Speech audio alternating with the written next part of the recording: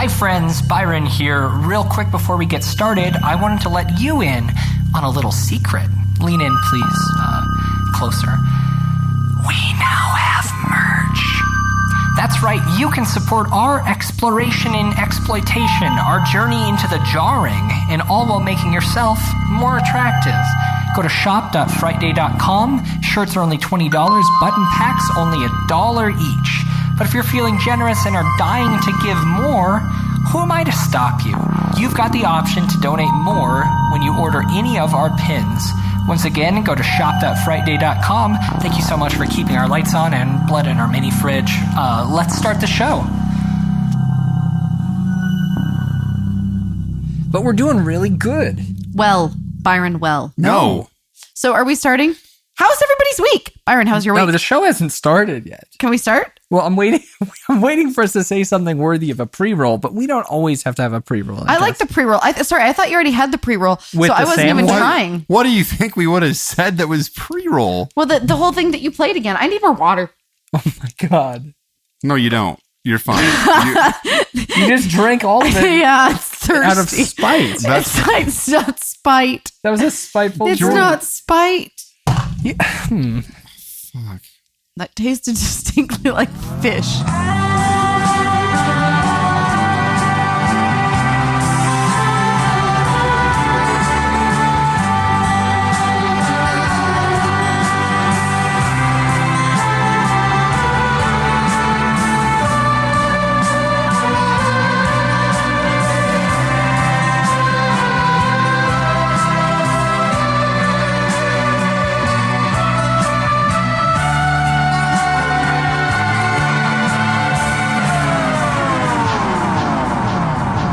It is Frightday. This is episode 33. I'm your host, Byron, and tonight we stick our necks into the world of theatrical horror, stepping up to Travis Cuff and Chris Lofings' The Gallows. But before that, we're talking Project Isis, a presumed project implying that Egypt was founded by tall spacemen.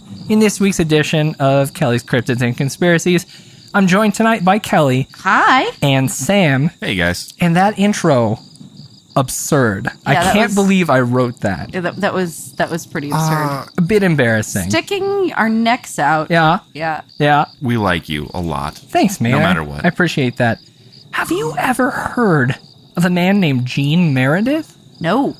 He is a female first and last name. Gene is a female? Yeah, Gene's very commonly a female name. Absolutely, that's not true. Yeah, Jean. Yeah, Like pants. But So- Gene. No, Gene is never a female's name, but Jean is definitely a female's name. This Gene just so happens to be a schizophrenic murderer from Great Falls, Montana. Really? Yeah. When was he active? Well, he was not a serial killer per se. He just killed one, and it was in 2006. Oh, so it's recent. I learned all about this in the new season of The Killer Speaks that was released on Netflix Instant this week. Hey, Byron, I thought you were taking a break from the serial killer shit. I'm done with serial killers. I'm on to just He killers. killed one guy, not a serial killer. There's an amazing interrogation video that they play in this. Extremely schizophrenic, and he breaks apart into this other person that he calls Rage and Anger. Wow. Yeah, really cool. So what's that person all about? He's pretty bummed. He's not super stoked. Having a Poor bad guy. day. It is sad. But I don't know if I've talked about this series before. I don't think but so. I really like The Killer Speaks. It's like 6 episodes a season. Season 2 just came out. Some of it's more interesting than others, but I really enjoyed myself this week. What network did it air on originally? I You know, imagine okay. it's an A&E or a ID Discovery. Did you guys watch anything this week? We actually had a pretty solid viewing week, didn't we, Sam? I did. I don't know about you. Well, You guys got divorced this week. yep, Yeah, apparently. we didn't want to bring I didn't this realize that, on the but air. apparently we did. I apologize. That was But- rude, Sam. You start. No, you start. I had heard of a little show called Kolchak the Night Stalker for a long time, usually in reference to how influential it was to the X-Files. So I set out to watch it this week. It's one season Hey, time only. out. You set out to watch it. We set out to watch it, mister. Okay, we watched it. So Kolchak the Night Stalker ran for one season in 1974-75. Those are good years. They were fantastic years. Maybe not so much for television typically, but Chris Carter cited this series as one of his huge influences in creating the X-Files. It revolves around Carl Kolchak, played by Darren McGavin, who you may recognize as the old man in Christmas Story. Wait, the dad? Yeah. Really? Yeah. Yeah, it's amazing. TV wasn't good, by the way. No. Good Times, The Jeffersons, The Good Life, lots of other good things, All in the Family. MASH, I guess, is probably fine. So the Night Stalker, what's the premise of this one season show? Carl Kolchak is a reporter for the independent news service. He specializes in the bizarre, the occult, and the things that no one quite believes in or understands. So in his capacity as a reporter, he is able to seek out these supernatural occurrences, monsters, demons, things of this nature, and put to bed the mystery in his own way. Lots of really great humor. You'll recognize a ton of Fox Mulder in Kolchak's humor. Very dry, goofy, and unlike the X-Files, Kolchak is basically a monster of the week television It's a show. case-by-case situation. Yeah, and solves Jack the Ripper, vampire, zombie, UFO. Oh, so they still pull from those classical stories, kind of like they do now with the twists of like Grimm and Sleepy Hollow. Yeah, exactly. They reference a lot of popular horror tropes and mythologies, although Jack the Ripper is the only actual historical figure that is involved in it. Okay. How did you watch this? So we watched it on Netflix. I sought it out because it kept coming up just all the time in interviews and people that I really respect referencing it, and I just felt woefully ignorant about it. Some big names got their start. Really?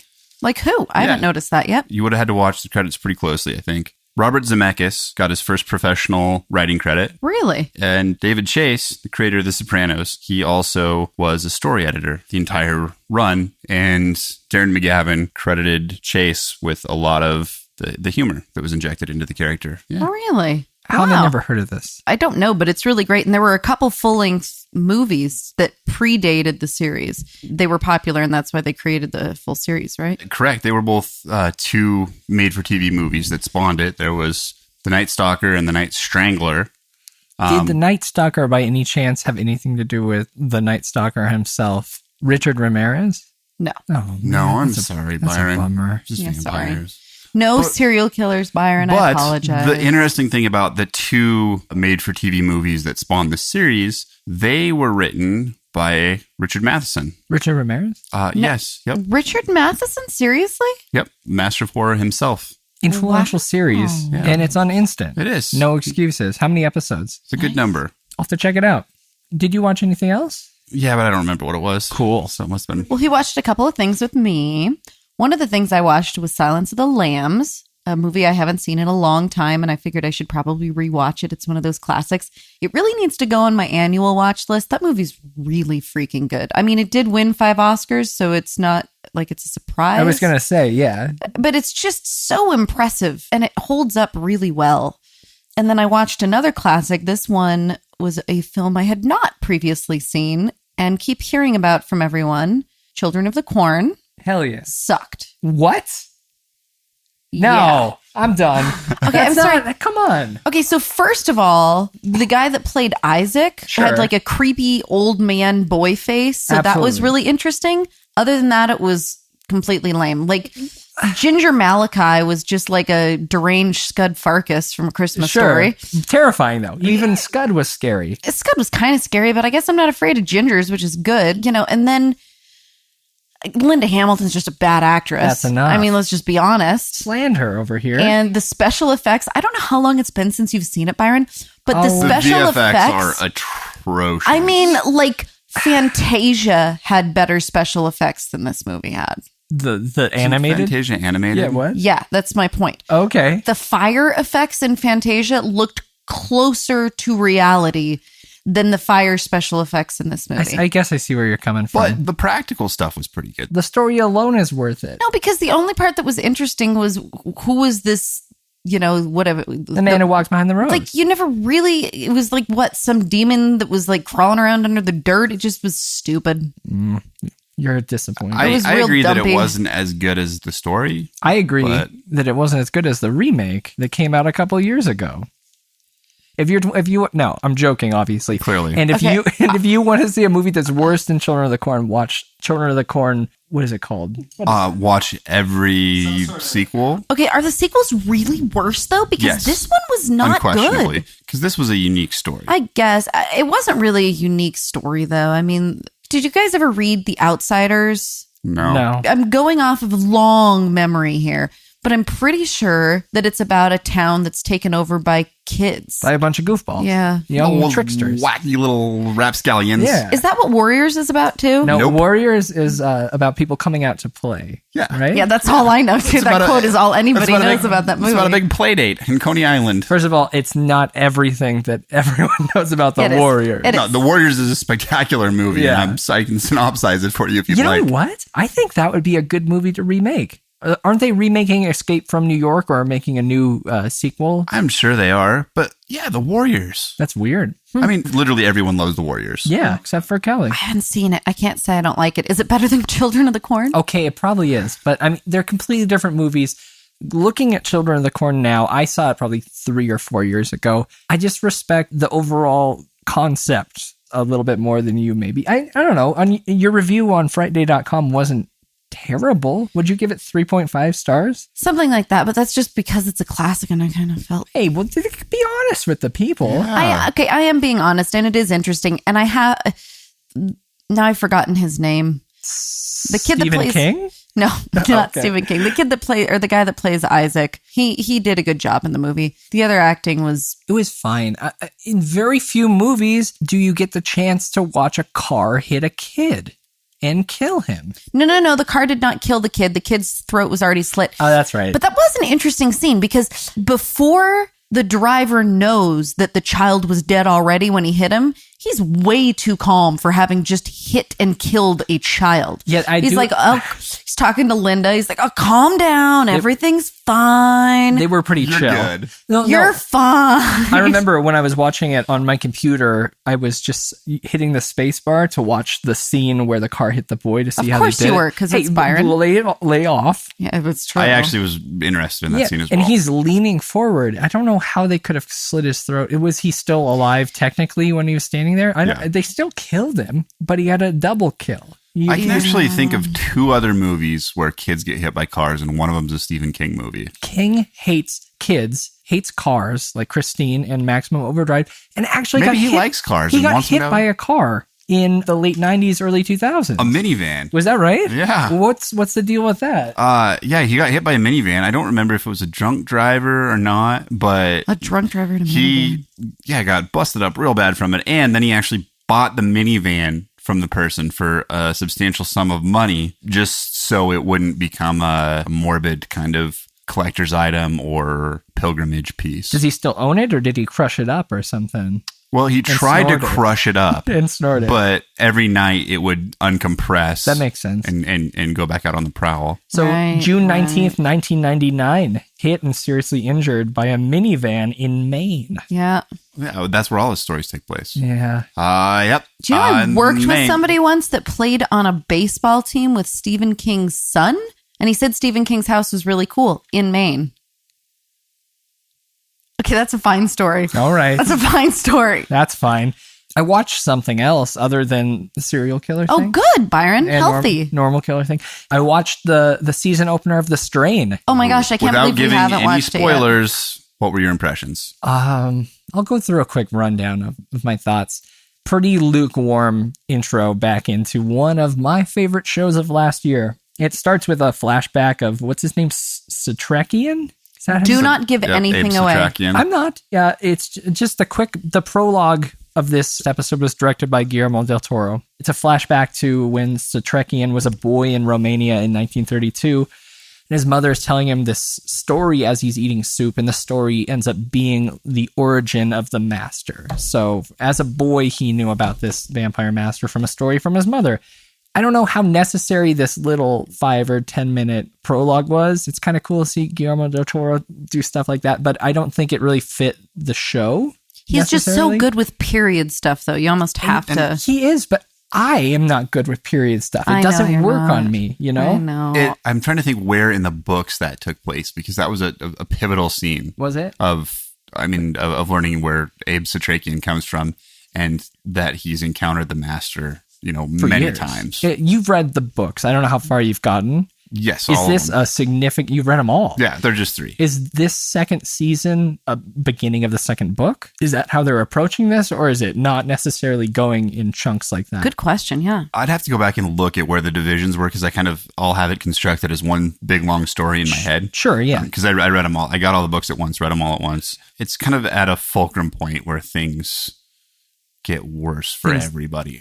And you do see that in the rest of the episode, but it's pretty much just checking in on the characters and adding additional exposition of what's going on now and where they're at. And I thought that was kind of boring for an opener. There wasn't anything super exciting until a big cool fight at the end, but the characters were kind of asking for it at that point just because there was no real action in this episode. Not great. But I love the show, and I'm going to watch it all because it's, Guillermo del Toro on TV. You don't get this opportunity very often. Cool. And I watched a movie.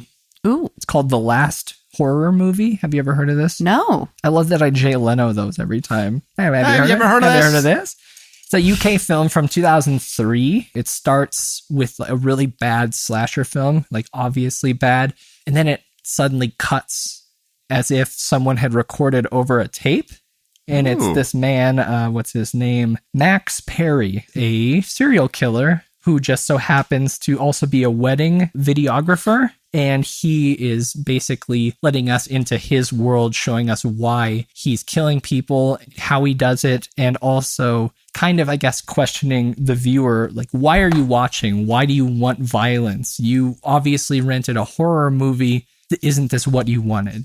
It's very boring. Kind of ramps up towards the end. Good. It seems interesting. It is a though. very interesting concept. I found out about it on a list of found footage movies you may not know and more unique found footage films. And it's definitely worth watching. It's a little chunk of history in that specific subgenre, but overall, I mean, not fantastic. It sounds a little reminiscent of some other movies in that genre that have made a greater impact on you, Are you talking about found footage overall? like August Underground. Oh yeah, hell yeah! By the way, it's just more. Those are definitely more raw. And have changed me significantly as a person. For the better. Well, you have to watch it. That's why I hunted down the last horror movie. Check it out if you can find it. I kind of struggled. Real quick, the main actor, Kevin Howarth, was actually in a movie that Kelly talked about a couple weeks ago called The Seasoning House. Oh, yeah. Grim. So the main character from this is in The Seasoning House. He's So grim. chooses some unique projects. Yeah, apparently he plays horrible humans. Did you guys watch anything else or do anything in particular? I just wanted to note also that one of the stars of The Strain, Kevin Durand, who plays Vasily Fett, the exterminator, is in an upcoming movie called Dark Was the Night. Oh, I did see the trailer for that. Yeah. Yeah, that looks like it may be worth checking out. Cool. Oh, nice. Spooky week, you guys. Spooky. Congratulations. Kelly, I'm familiar with ISIS. Yeah. The guys that are chopping people's heads left and right. Yeah, but we don't want to give them any more airtime. They've got plenty of airtime. Sure. Isn't Self-proclaimed. that what we're talking about? No, we're talking about Project ISIS, which is so much cooler and predates those ISIS assholes by quite a few years. Well, why don't you tell us all about it in this week's edition of Kelly's Cryptids and Conspiracies? Kelly's Cryptids and Conspiracies. Okay, everybody, nothing brings me more happiness. Well, that's not true. There are other things. But this brings me a They're lot getting of back happiness. together. Oh, sweetheart. reconciled. I love you. Oh, But this we're is going to great. stay at other ends of the table for now. You better. Do you want some of my chocolate mousse? That's enough. Few things on this earth make me as happy as discovering incredibly compelling alien or UFO stories that I have not yet heard of. And that happened to me this week. In 1961, there was an incredible discovery supposedly made by Russian KGB and science agents in Egypt. So just a little bit of backstory, and Sam, I think, is going to help me out a little bit with this. It seems like an odd connection between Egypt and Russia, which actually it wasn't Russia at the time, it was the USSR. That is true. Okay. During the 1950s, there was a Suez Crisis, it's called. Israel, Sam, I believe, invaded Egypt, and they were backed by France and Britain. And though the U.S. wasn't directly involved, we obviously didn't stop it from happening. Can you tell me a little bit more about that? So the Suez Crisis started in 1956 after Egypt had nationalized the Suez Canal, which was a critical ocean passage. In response, Israel invaded Egypt, which in turn involved the United States, the Soviet Union, the United Nations, Great Britain, France. It turned into a whole big mess. Right. And so in this process, Egypt and the USSR became buddies because the USSR also hated Israel and France and Britain and, lo and behold, the United States, because this was Cold War times. Rumor has it that the Soviet Union during these years was getting very, very nervous because they knew things were going on over in the States surrounding Area 51 and reverse engineering of UFOs. And they didn't know if Israel liked them or liked them. No, Israel hated them. Oh, okay, never They mind. put together one of those little paper fortune tellers. Sure. It was inconclusive. So wait, who did like the USSR? Egypt. Oh, okay, that's right. Yeah. Israel, bleh, they didn't like Hate them at them. all. Hated them because Israel hated Egypt. Back to the story at hand, however. Okay. USSR was very concerned because there was a great deal of technological improvement that was taking place in the United States. They obviously knew pieces about it through intelligence work, but they couldn't get to the root of it. And they knew that some of it surrounded downed UFOs, reverse engineering, places like Area 51. So they, as they, following the Suez Crisis, become closer and closer with Egypt, catch wind of this interesting thing that happened in Egypt. These two gentlemen accidentally discovered this tomb. And when they went into this tomb, it was one that had never been seen or entered before. What do you mean accidentally? Do you have a further story on that? I don't know. No. Because how do you stumble upon a tomb? Well, I mean, at that point, there wasn't the degree of protection involved with a lot of these excavation sites that is now. And apparently these two guys were stumbling around, entered this tomb, got really, really sick, became basically crazy. They called it the Tomb of the Visitor God. Cool. And it was in Giza. So I watched a movie a couple weeks ago called The Pyramid. Yeah, I haven't seen it yet. But no, this is real and that's not. Well, that's true. But did a lot of people get sick by entering pyramids? And there was like a green dust or mold that came out in this terribly, terribly bad movie called The Pyramid.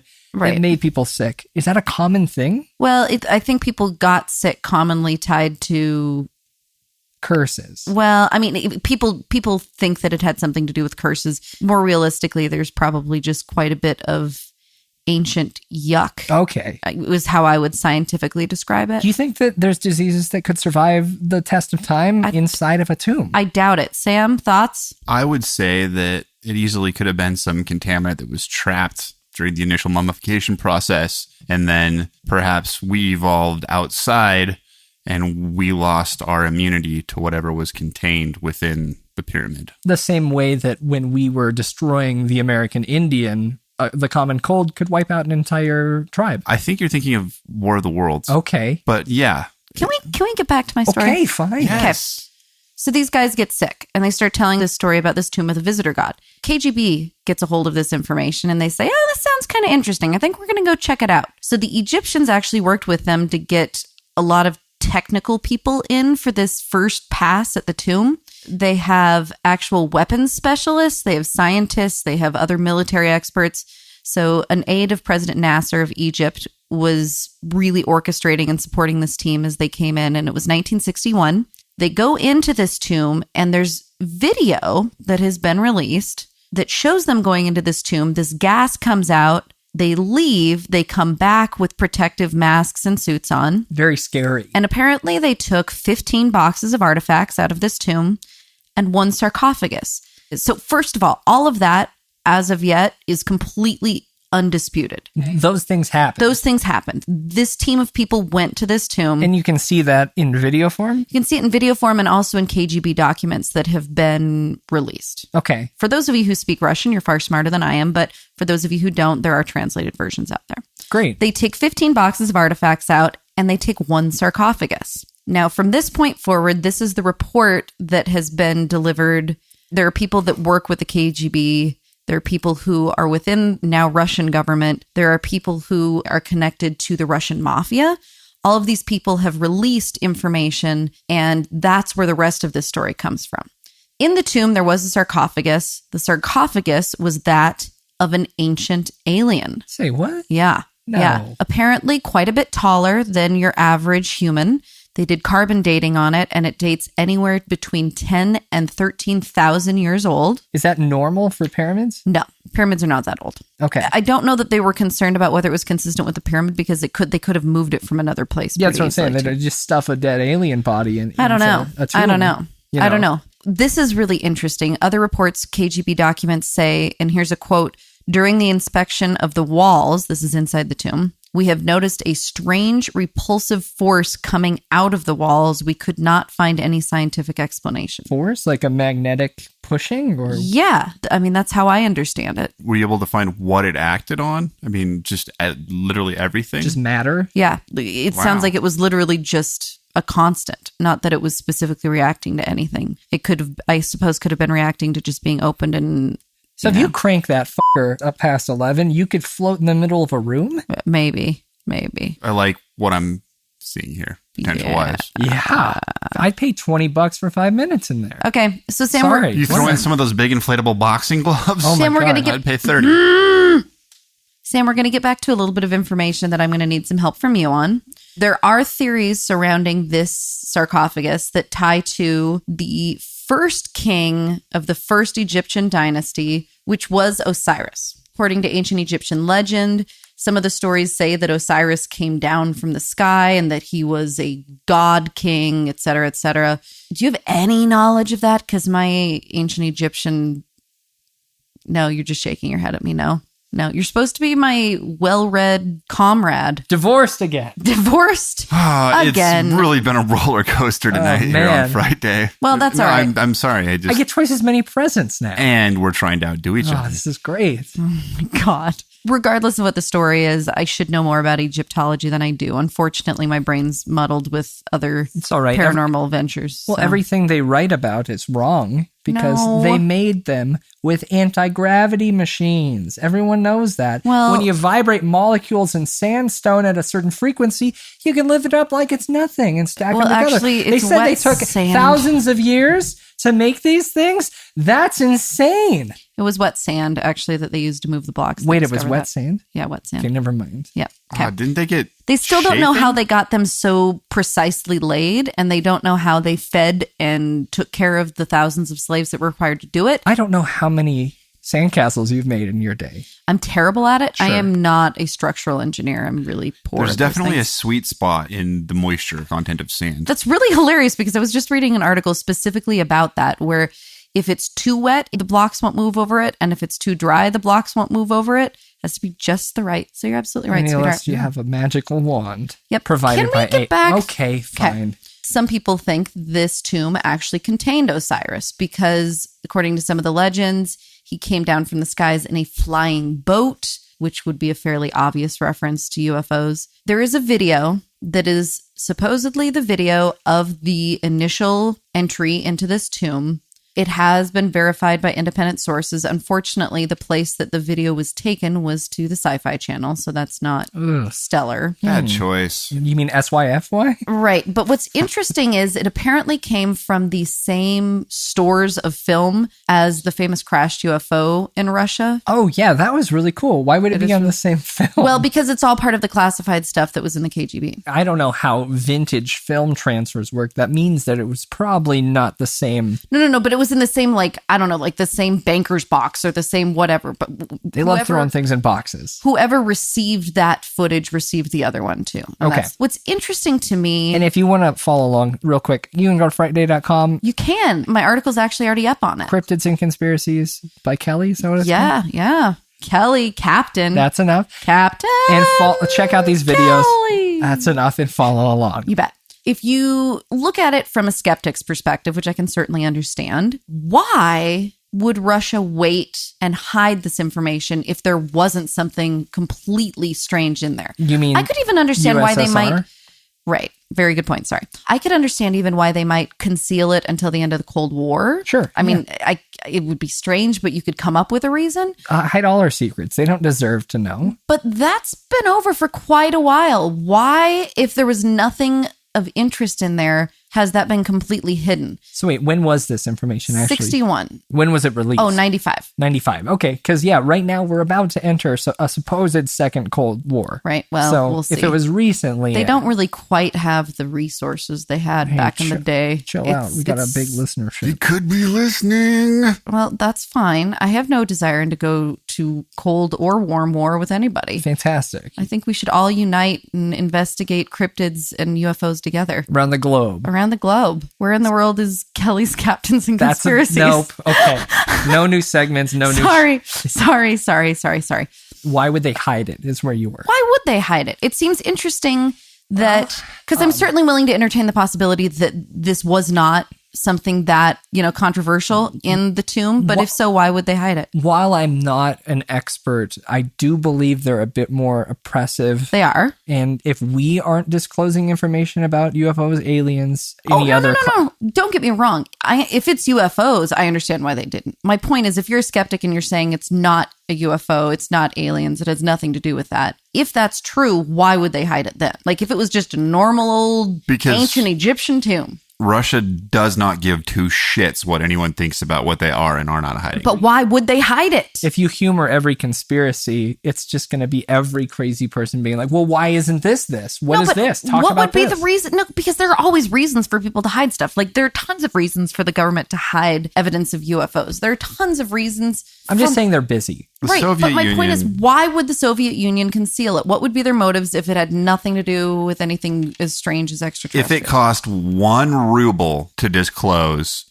they're losing because there is no benefit. It cost money to keep it secret because more people knew that they were going to the tomb, and then suddenly they shut up about it and they kept it all under wraps. Okay, I guess it is possible that this is Osiris, the god. I don't know about Osiris, but I do think it's interesting. Almost certainly. Well, the idea is if you read ancient Egyptian stories, if you look at the hieroglyphs, there are tons of references to things coming down from the sky. There are still many questions about how the pyramids were constructed. Now they know how they moved the blocks. That's been clarified.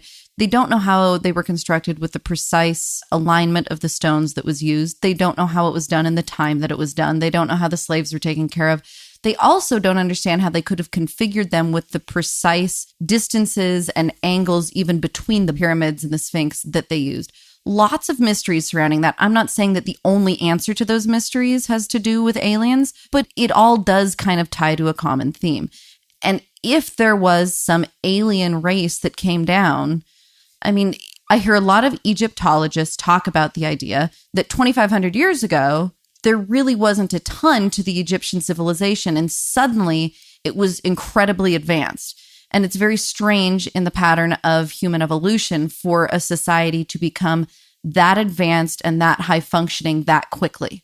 There are lots of things that could possibly explain that. I'm simply offering that one of those explanations could be something to do with extraterrestrial intervention. And if that happened, it would make sense that one of those bodies could end up in one of the tombs because clearly that individual or that race would be revered by the Egyptians as incredibly powerful and very godlike because that's how they would understand it, I'm sure. It's not a stretch. It all kind of connects together to me. Do we know at all where this tomb was located specifically? Giza. No, we know it was in Giza. I don't know beyond that. So there's no real location. When we talk about the pyramids, those are the pyramids at Giza. So it's the 3. Yeah, so it's part of the major pyramid complex. I don't know specifically which one it was. They pushed a brick in and something slid around. Yeah. An alien god was just snoozing. Also, there were spikes. Okay, is that true? There were not spikes. Sam's trying to turn it into Indiana Jones. Or Brendan Fraser's The Mummy. I do like Brendan Fraser too. That's a ridiculous statement. So we have a few interesting pieces here. Incredible technology emerged in ancient Egypt at a very rapid rate. We have this interesting tomb that was investigated. We know, and then the contents were kept secret by Russia and by Egypt collaboratively.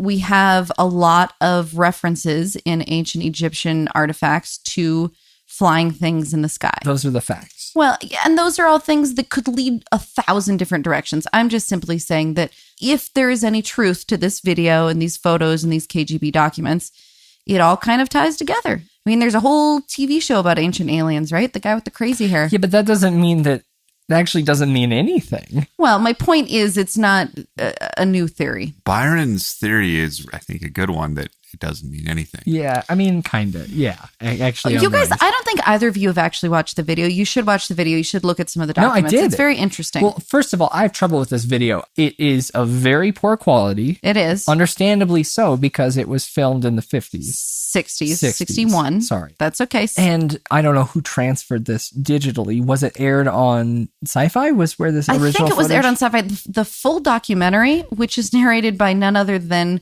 trustworthy and KGB expert James Bond himself, Roger Moore. Oh, wow. So Moore's in on it. Well, he does the narration, and the whole documentary is available online. It's about an hour and 20 minutes The footage is unclear. It's hard to tell if it was faked. I mean, I know that independently the sources were verified, but that doesn't mean anything. No, that's these true. days. If you watch the video, though, you can freeze frames in certain places. You can actually see some of the hieroglyphics on the wall. Mm-hmm. And one of them in particular shows an alien face, a crescent moon, and... Yeah, but does that mean that seems like someone's really dedicated into faking an alien? But it didn't tomb. look. It didn't look like. You need to watch it. It looked pretty I did. authentic. I snipped through it. I didn't. I More didn't- attention, I detail, didn't Byron. watch it. Pay attention to the detail. I watched a bit. That's okay. Thank you for caring. Anyhow, I'd love to hear what any of you think about this, especially those of you who are not naysaying Nellies, but also those of you who have interesting arguments against it. I would love to hear Just those. skeptical. That's all. Skeptical is great as long as you know what you're talking about, Byron. Hey, I know what I know. Uh-huh. And Kelly, did you have another small story this week? I actually did. This was pretty cool, and this came out about a day and a half ago. There's a nightclub in Warrington, which is somewhere in England. I couldn't. It's near Manchester, I guess. That nightclub in Warrington. There was some video captured on closed circuit TV that actually shows fairly convincing ghostly figures walking down a corridor. Just a bunch of goths at a dance club. No, but it's faint, but it's very distinguishable. Here's what I find most compelling about this story. Obviously, the owner of this nightclub, this is a huge, great thing for him, right? Like, oh my gosh, so much publicity. You want to know what his reaction was? Hide it. No. He said, yeah, it looks like there's something there moving along the rope bridge, but it's clearly been added to. Obviously, it's been Altered? highlighted and made more extreme than it really is. He's like, yeah, I think there's probably something there to begin with, and there are a lot of spooky things that happen around the nightclub. But he's like, I'm going to be straight with you. This video looks like it's been dramatized. Sure. So Wait, to me, what is this that video? actually- It's on his closed circuit camera. No, yeah, it's his closed circuit camera, but it must have been one of his employees that posted it like literally hours afterwards because the video was filmed at the beginning of July.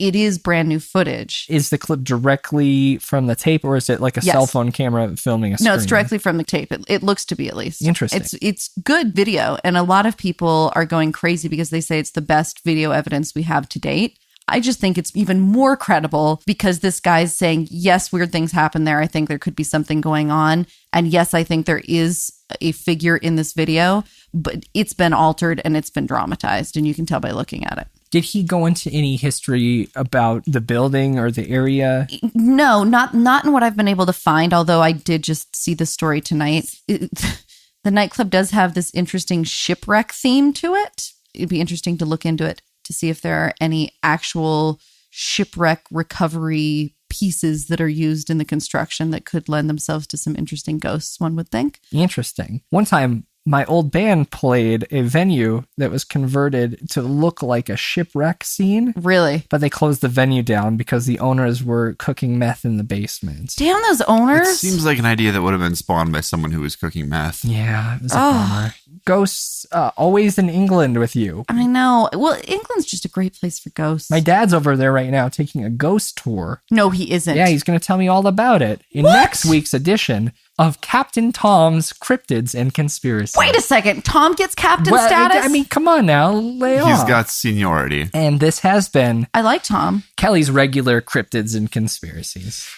I like that ISIS a lot more than the bad ones. What do you mean? Then the bad ISIS The folk? head choppers. Well, yeah, it's not hard to like things more than them, though. I'm not sure that I'll take that as much of a compliment, Byron. They're pretty bad. I mean, yeah. About as bad as the movie that we're about to review. Hey, hey, now. I'm not letting it slide today. Byron, you get mad at me when I give away our reviews at the beginning. Let's talk about a movie called The Gallows. Let's.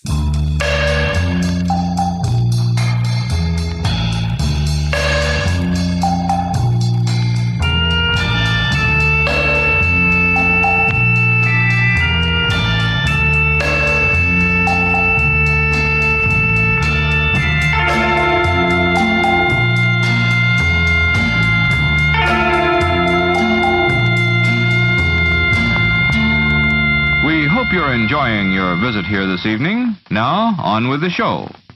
The Gallows, a 2015 found footage borer movie directed by Travis Cluff and Chris Lofing. Terrible. That was so bad. I apologize, but Sam, would you mind telling me and the folks at home what this movie's about? 20 years ago, after a deadly freak accident at a high school play, a misguided attempt to restage the play and honor the student that died proves that some things are better left in the past. Kelly, I've done no attempt to hide my thoughts on this movie. None whatsoever. So why don't we start with you? Okay. Part of what helped me with The Gallows and my viewing experience was the fact that I went in expecting a teen horror film that was a mass release major motion picture. Yeah, you got your wide theatrical. Right. I go in and I know that it's not going to be super original, and I know that it's not going to have a lot of the elements that we get to see in some of the more independent films.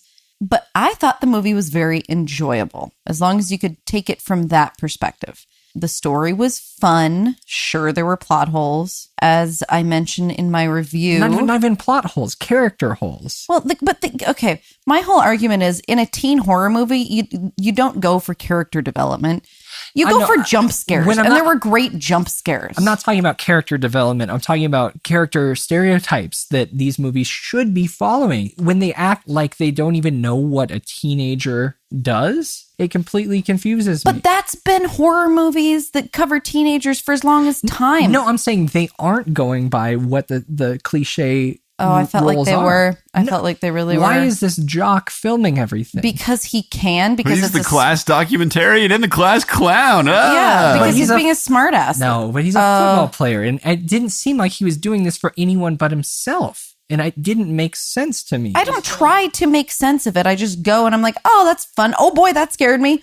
Oh wow, that's cool. Like you can't look at it through the same lens. That's how you're going to judge a horror film? Well, especially one put out by Blumhouse? Okay, let's... I've got a lot about Blum later. Blumhouse releases two different kinds of films. They release really incredible independent horror, and they release mass theatrical, which is often of a much less unique quality, but it's popular to the masses. You have movies like Annabelle, and then you have movies...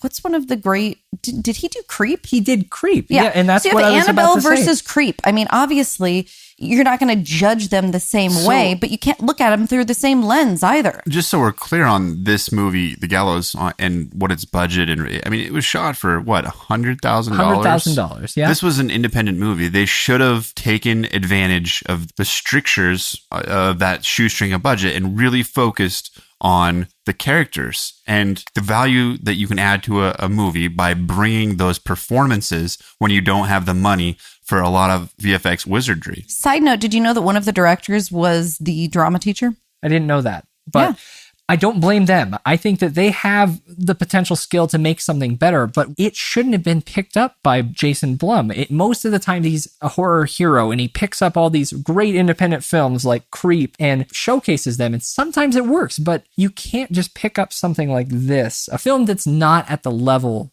that should be put in theaters. When Creep is dumped onto Netflix, but this gets a major theatrical release, I just think that that's offensive. No, it's not offensive. It's good business sense. Of course it's good business because they make $10 million Because off of it's a the perfect $100,000 movie budget. for summer for teens to go watch. Creep would have been just as good. No, teenagers would not have flocked to Creep nearly like they flocked to this.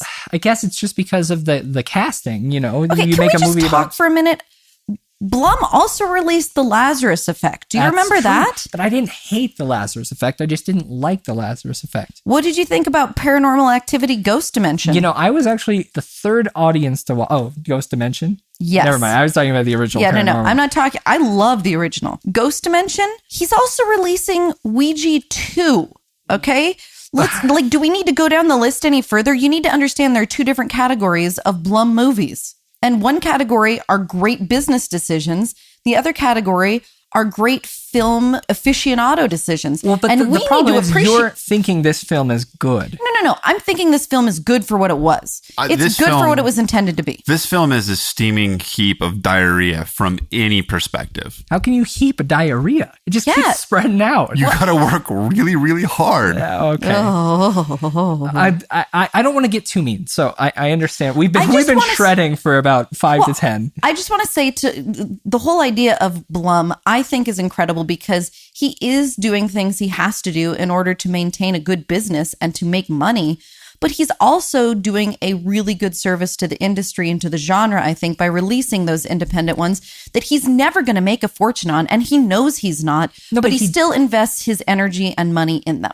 And I think it's great. I just think he's making the wrong choices of what he's putting his money into for these major releases. That's my problem, is when a movie like Creep gets dumped to Netflix, which isn't a bad thing these days. When I say dumped, I guess that's kind of a negative connotation. When you decide what to release, in a theater and what to release on Netflix, it has nothing to do with what's good. It has to do with what's going to make money. I guess that's true. This is a business. At the end of the day, making movies is a business, and I understand that. And no one is as good as Jason Blum. It At made this moment. 100 times the cost. And It's just frustrating. I'm just a It is frustrated frustrating. horror fan at and this I point. totally hear what you're saying. And that's why I really try to look at the silver lining. I'm not saying that if you hold this movie against a movie like Creep, that it stands up. Of course it doesn't. I'm saying it's good for what it was intended to be. And I'm appreciative of the fact that a major production company is investing money in good horror films, even if they have to also invest money in wide release, not as unique horror If films. he thought that these directors had potential to make good movies, he should have been with them from the beginning or financed something bigger. A lot of these directors have these self-produced independent films that don't get put out on these major labels. I guess looking at it now, it makes sense business-wise, but I think it could potentially destroy the careers of two possibly good horror directors. This has a 15% on Rotten Tomatoes on Yeah, both sides, but it's still making- critics and viewers. It's still making a lot of money. Yeah, for last week. It won't this week. People But it aren't gonna- doesn't matter. It doesn't need to. Look at how much it made, like Sam said, compared to the cost. Do you trust people who rip you off?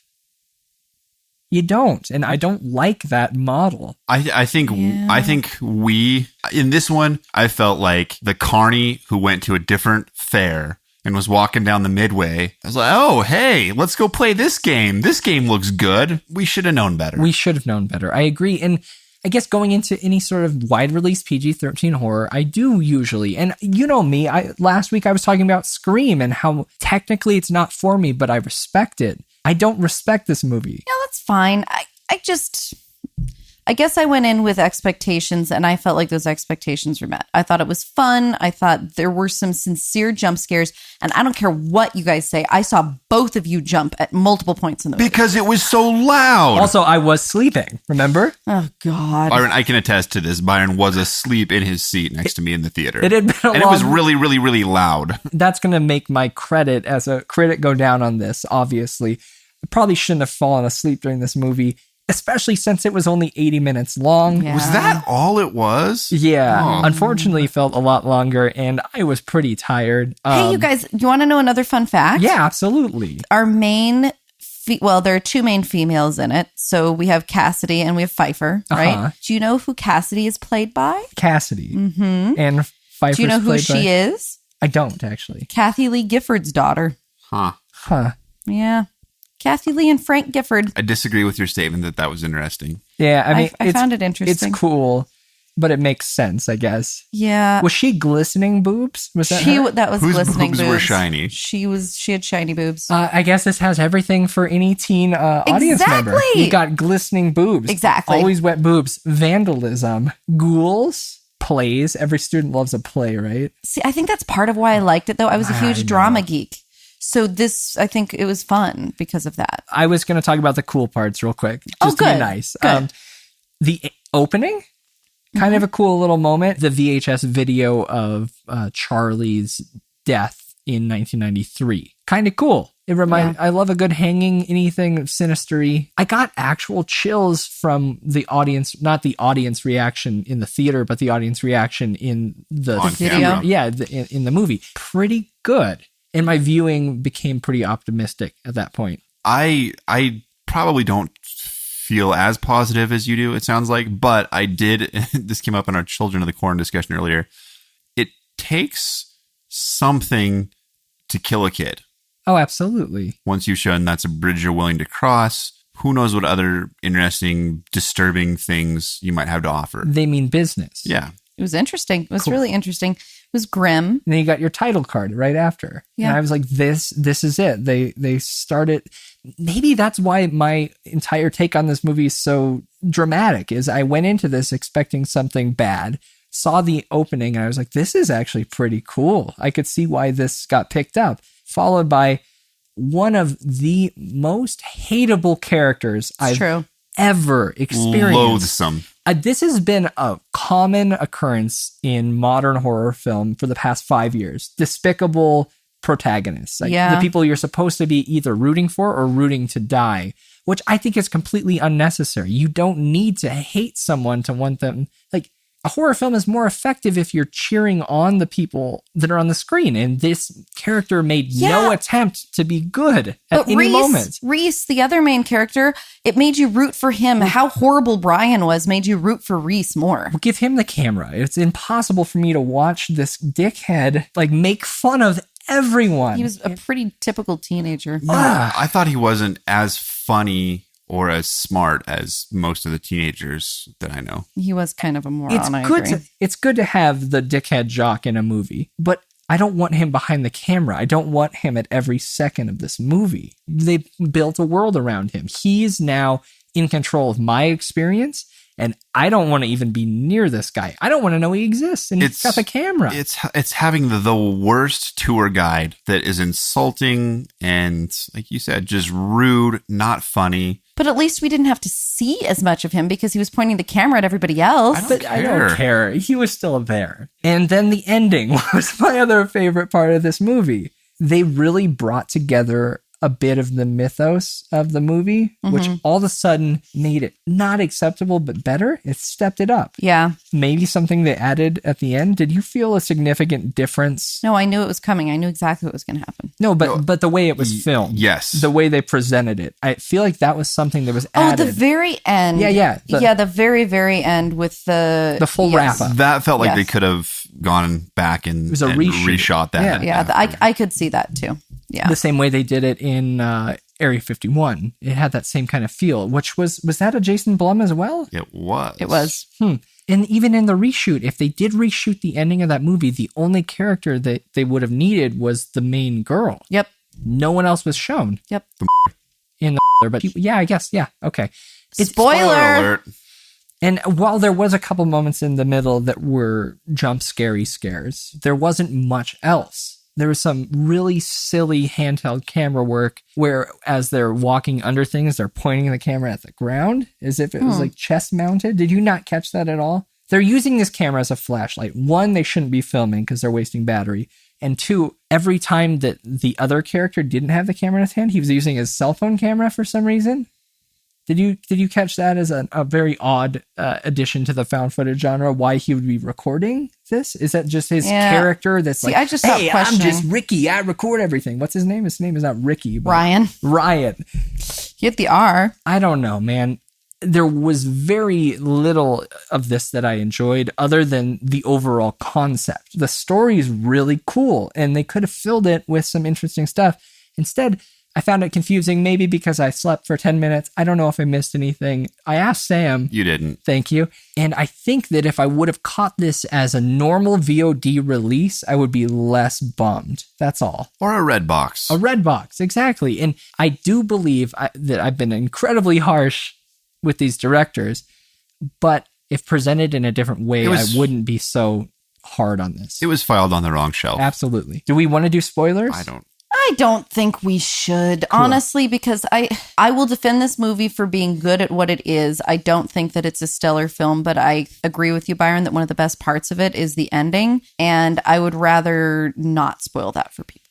I guess I went in expecting a Burger King meal. I can't remember the last time I actually ate a Burger King, but I went in expecting a Burger King meal, and I got a Burger King meal, and I felt like it was an above par Burger King meal. It was really good. Yeah, if I'd warm gone in, fries. yeah, salty fries, most importantly. But if I had gone in expecting some gourmet, incredible experience, I would have been really disappointed. But my expectations were very much in line with what the movie was. And I think for that reason, I enjoyed it. You know, it was very nostalgic. It felt like those cheesy, crappy horror movies from the 90s that I watched when I was a teenager. What would you give this movie on a scale of 1 to 10? 5.0. And like I said, that's exactly what I went in expecting. And I'm saying 5.0 on the scale of all horror movies, because certainly this was not one of the best horror movies I've seen. But that's pretty much what I expected. And I thought it was a very enjoyable experience because I did go in thinking that I was going to get something else. How about you, Sam? I'm going to have to give this one a 2.5. 2.5. It was aggressively dull, and it was offensively mediocre. It's been a long time since I've seen a found footage movie this bad. We've watched a lot of bad found footage movies. I'm not going to be as bad as Sam. I'm going to give it a 3.3. This is nothing more than a teenage mall job cash grab. It's a shame that movies like this get theatrical releases, and I'm disappointed but happy it made $10 million so Blum can keep putting out good movies. And that's our review of The Gallows. Probably the last time we'll talk about it, right? Yeah, for sure. Can we please never do theatrical PG-13 again? Is that okay? Okay, we're a horror podcast. We're going to have to. I mean, But PG-13 is not horror. Yeah, it is. I liked Unfriended. I need to see it. Why didn't we go see that in the theater? I don't know, because you didn't push us hard enough. It's so Byron. sad. We did Byron's this. babysitting job. We opening nighted this. I didn't even open. We opening afternooned it. Sure, that's fair. That's very fair. We're old. We open afternoon. We don't open night. I don't know. I'm sorry for yelling so much. You don't have to be sorry, Nothing Byron. to apologize for, Byron. It was warranted. I'm so tired now. This movie's exhausted me twice now. How is that fair? Let us know your thoughts of this movie. Tweet us at Frightday on Twitter. I'd love to know if we're alone in this. I'm pretty sure we're not, according to Rotten Tomatoes. Yeah, it's got a 4.6 on IMDb, though. I Yeah. mean, it's Nobody not- cares. Yeah. That's ridiculous. Yeah, you know. Do we know what we're going to watch next week? I don't Ooh, know. Anybody have any thoughts? Oh, no. Let's ruminate over it and maybe let people know via one of our social media outlets when we decide. Like Facebook. That's something we never push on this show. We have a Facebook page. It's a pretty convenient way to get access to all our articles. It is. I mean, everyone should be going to frightday.com on a daily basis, but if you want... multiple times a day. Sure. Yeah. Before bed, before sleep, before breakfast. Yeah, before major meals. Pretty much like bagel after major bites. meals. Yeah, stop Yes. everything you're doing and just do Friday in the morning, Friday in the That's evening, enough. Friday at supper time. We got it. The point was across. Oh, God. The point was across. And go to Facebook, type in Frightday, or you can go to facebook.com/FFRRIIGGHHTTDDAAYY if that's easier. What was that? That's just Frightday with double letters for everything. Why did you do I'm that? sorry. Frightday was taken. Byron? It will fix it at some point. Apologies, listeners. Apologies. We talked about a better kind of ISIS, We did. and we talked about a terrible film called It was a decent called film. The was an awful Gallows. film. Yeah, it was a bad film. But we didn't talk about the Charlie campaign, right? See, that was the part that really bugged me, actually, about the movie. There was no tie-in with that damn pencil Ouija board trick. You know, I found something out before the show that I didn't share. Oh. It looks like the distributors were rumored to have created that Charlie challenge. Oh, there goes Byron. The Charlie challenge. Byron, you're drunk. No, I'm fine. Charlie. In May of 2015 as a marketing ploy. However, the hashtag Charlie Charlie Challenge, oh my God. Charlie Challenge? Yeah, actually started popping up on sites such as YouTube long before the film was even made. And only after it became a sensation did the filmmakers decide to utilize the game in the marketing. So it did exist. It did exist. I don't know why they thought that would be a good idea to take something like that, twist it. Obviously, it worked. It got some attention, and it got fucking asses in the seats. Yep. Which got them $10 million. It's that Blum technique. Yep. Make bucks. I think that's what his license plate says. I can't. It's on my no list. I wanted to Stop crinkling tinfoil. Yeah, what are you doing with that tinfoil? Oh my God. We got to end the show before this goes down. There's going to be blood on the walls. Ex-husband, I'm going to stab you. You guys should get married. Will you marry me? Yes. Cute. Next week, don't know what we're watching.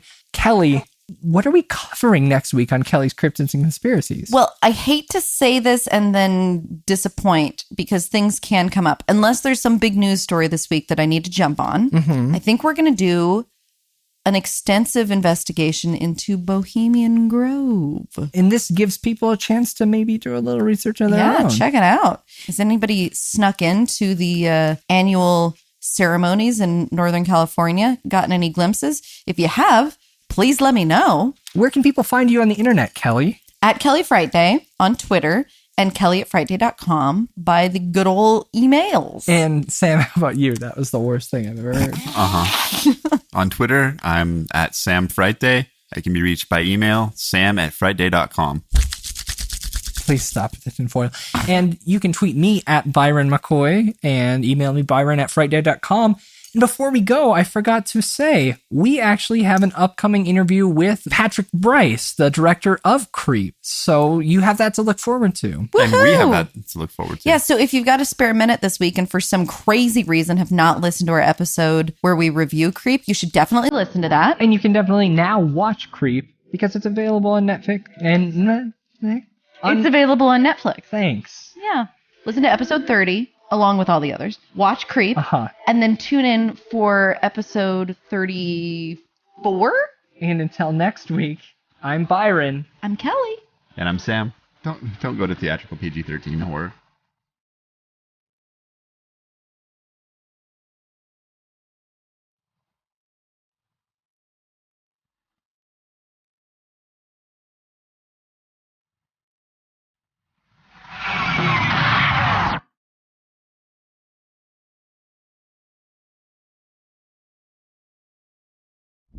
So basically what I'm telling you is that this all sounds great. We need to have shirts next week. I want captain's hats on the shirts, and then I'll discuss with you where I need to pay for the captain's hats themselves. You're going to physically purchase captain's Just hats. Send a Why the fuck not? I mean, a couple Okay, reasons. listeners, I would like to know how many of you would be willing to purchase a captain's hat that is representative of being part of Kelly's Captains and Captain Kelly. That would be representative of being a part of Captain Kelly's Cryptids and Conspiracies team. You just need to send a Cryptids and stamped Conspiracies self-addressed. cohort. Oh my God. Tweet at Frightday if this is a reasonable idea to you. It's such a good idea. I love you Thanks. guys all.